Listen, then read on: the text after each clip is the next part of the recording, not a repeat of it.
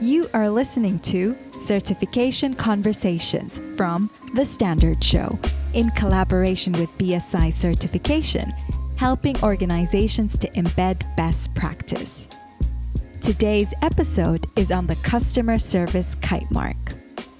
Hello, my name is Matthew Childs, and this is Certification Conversations, a series from The Standard Show, developed in collaboration with our friends at BSI Certification. This series features some key standards and certification schemes and explores how they help organisations of all types and in all sectors to improve the way they do things and to get to where they need to go.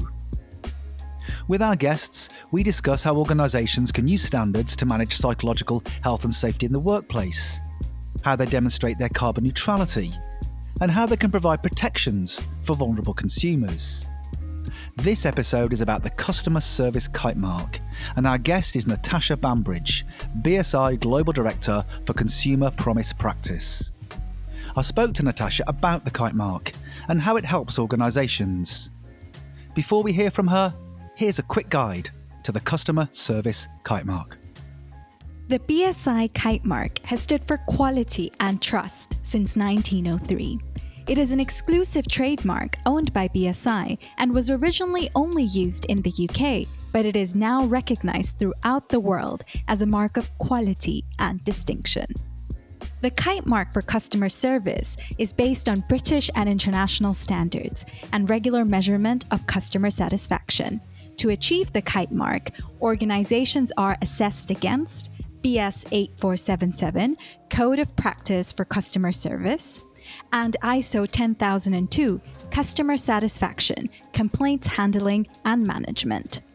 Achieving the Customer Service Kitemark proves that an organization puts its customers first and takes care to give them a service experience that consistently meets their expectations. So, hi Tasha, welcome to The Standard Show. Hi there. Now, let's begin like we do with all of our guests. What's been your standards journey? How did it start for you and where are you now? Great. So it started for me 20 years ago now. So I joined BSI as an administrator. So I've been in the testing, inspection and certification business for just over 20 years now. I led our training business at BSI, and we taught thousands of delegates to understand the requirements of standards, to implement them, to audit them, and that took us across the most popular standards around quality, environmental and health and safety, right the way through to the medical device regulations. Then I joined our product certification business at BSI, where I was responsible for the UK market. And there I supported clients in a whole plethora of standards, right across construction products, energy and IoT more recently.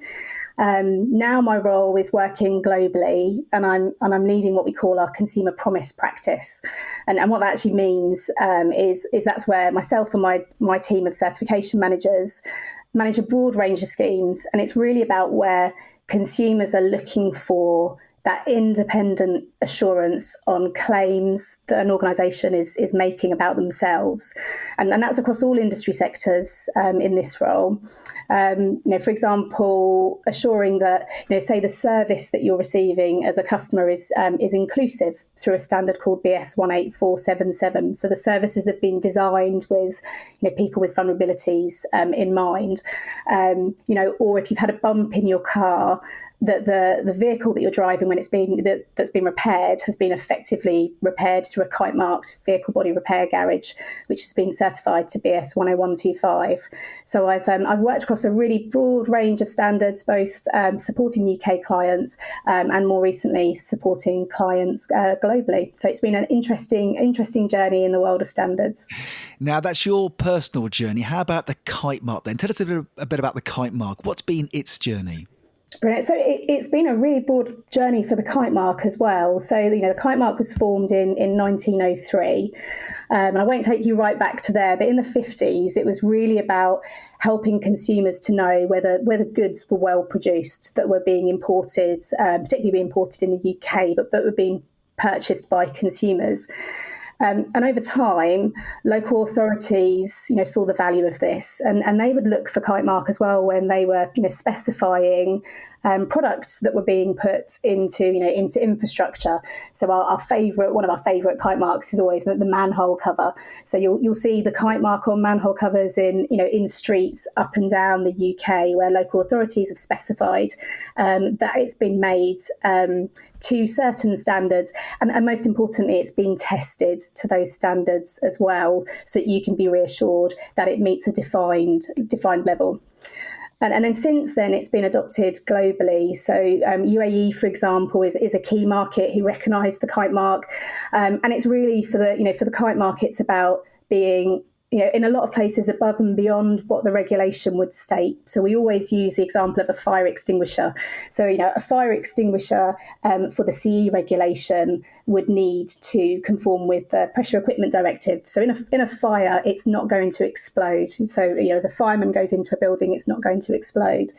Now, what the kite mark does is go beyond that and actually gives you that reassurance that fire extinguisher is also capable of putting out the fire that you purchased it to put out. So if you've got a fire extinguisher in your house, it's really important as a consumer that it's going to perform as you want it to perform at the time that you need it.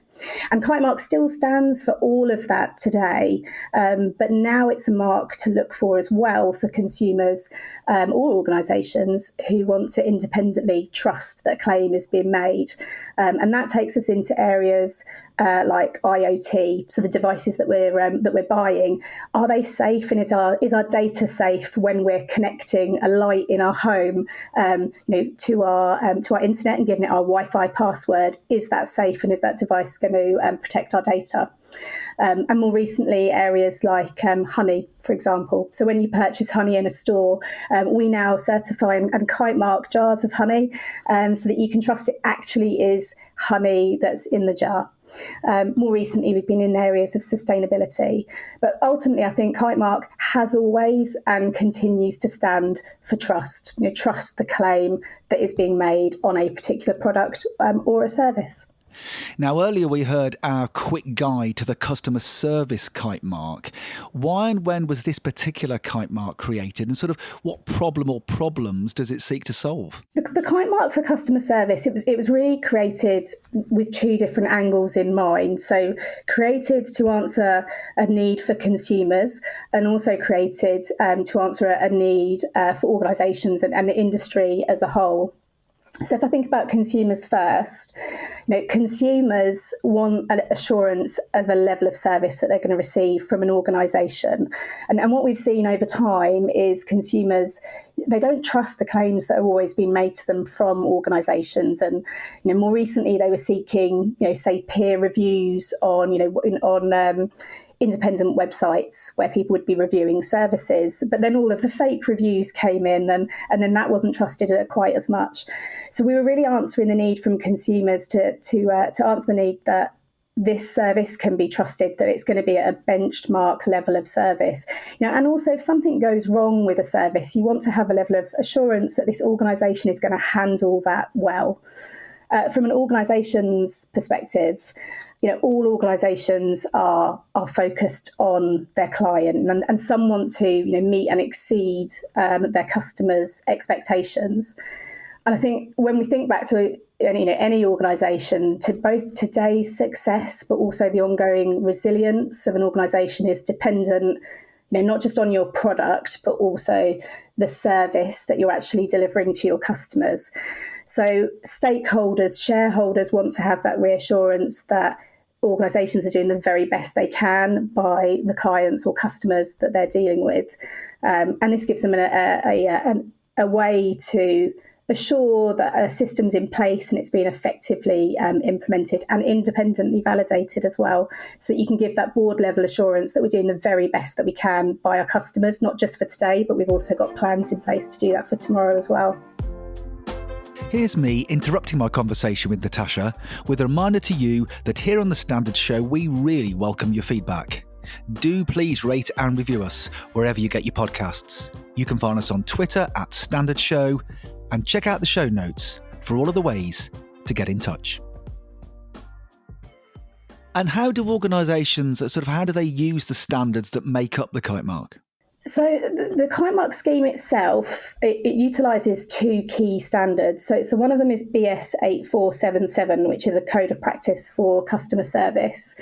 And then the other one is BS ISO 10002 for complaints management. So the organisation has to have a system in place so that they're meeting the needs and the expectations of their customers. And actually organisations that do this really well, it's not something that sits on the side. It becomes the very fabric of how your business has run. So if you think about, organisations who really delight their customers with customer experience, the best practice document brings into place the strategy that the organisation has in place, that they formed the right culture around their client experience throughout their whole organisation, that the leadership teams are advocating for the customer. So they're not just focused on revenue and profit of the business, but they're advocating for the customer experience as well. And what you see organisations do who implement this system is you see them having, the right resources in place, the training and competence of their staff is there as well. And as they bring on new technologies within organisations, particularly around customer experience, and this has gone through a big shift over, in the last 10 years, it enables an organisation to have that evaluation in place to ensure that that technology is appropriate and it's actually designed with the customer as the user in mind. So organisations that do this well have this embedded system in place that very much becomes part of the culture of their organisation, and obsessing about the customer is a way that they operate their business. So I can see from an organisation perspective, the benefits of using those individual standards. But what about the sort of benefits of then achieving the Kitemark? Why would organisations do it? Yeah. I think once you've actually implemented those two standards, the final part is then testing the effectiveness of it. So you've put these systems in place, that's great. You've got this culture in place and you've trained your staff, they're competent. But what do your customers actually think about your business? And what we do is we, through the Kitemark scheme, we validate the data that the organisation is collecting around their customer experience. So we look at things like Net Promoter Score, that they're meeting this benchmark level. And it enables the organisation to then use that Kitemark to promote their services. So they can use the independence of being certified by a third-party organisation such as BSI. And they can use that Kitemark to really quickly build trust with potential customers and win new business. They can continue to drive that culture, which is so important within a business, that they continue to improve because they've got BSI coming in, every 6 months to assess them. They'll continue to drive that culture and that focus on client experience. And those customers will continue to return. There's so many studies that show that when you deliver that top quality service to your customers, they will repeatedly come back to your business. And those customers cost you as an organisation less to do business with. And it highlights their commitment ultimately. So you're going the extra mile by obtaining third-party certification. And it's assuring your stakeholders, look, we're not just talking the talk. It's not just us saying we'll give you a great client experience. We're really putting ourselves out there and have been independently assessed and tested in this space. So they can use it to win new business and importantly, retain those clients that they've delivered such a great service to. And I'm just wondering, who is this Kitemark, this particular Kitemark for? What type and size of organisations? Is it suitable for all organisations, no matter what their sector or industry?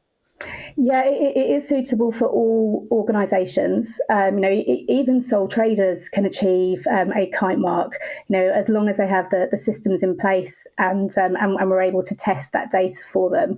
And it could be that you're producing a product that you sell to a customer, or it could be that you're delivering a service to customers. And it could be across any medium as well. So it could be that you're in person, it's like a face-to-face transaction that's occurring with your customers, but it could also be by phone, it could be an online one. So it really is available to all organisations, all industry sectors, and it's consistently applied across those. And are there any other requirements or systems that organisations need to have in place in order to achieve the Kitemark? So once the organisations has implemented that system and they've successfully achieved the required customer satisfaction levels, that's when they achieve certification. So they've implemented those 2 standards. They've been collecting their client data and they're meeting this benchmark level that we require for the Kitemark scheme for what good looks like for a kite mark. They can then achieve certification and they learn so much through that process, both through them implementing the systems and the work that they will need to do internally to get themselves to that level, but also through the assessment process.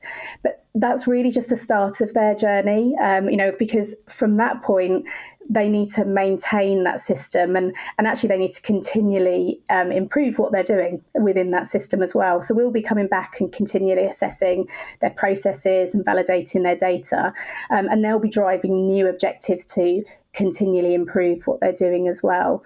And as their business continues to develop, as they develop and launch, say, new products or new ways of interacting with clients, or even as they react to disruption, like we all saw with COVID, they now have that strategy and culture in place and that backbone in place with their procedures to be able to react to those circumstances and keep on improving. Their competitors are never going to stand still. So I always say with them, when a client achieves a Kitemark, it's such a wonderful achievement for them and they can use it to really help promote their business.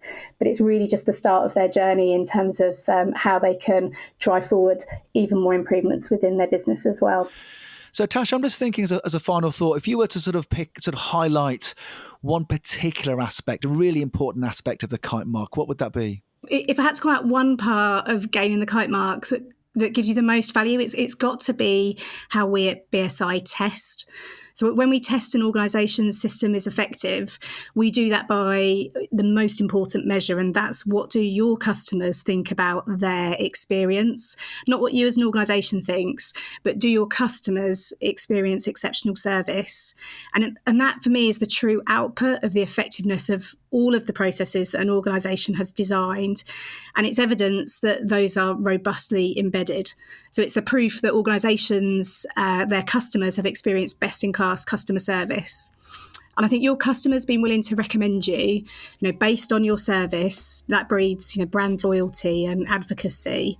So the testing in the Kitemark scheme is so important, not only as it's testing the effectiveness, but also because it's keeping you laser focused on the voice of your customer, driving you to continually deliver exceptional service. And that's both to existing and new customers. And that's where the true value lies. My thanks to Natasha for this particular certification conversation and to you for listening. To find out more about the Customer Service Kitemark, visit bsigroup.com/Kitemark. You have been listening to an episode of The Standard Show. Subscribe to us now, wherever you get your podcasts.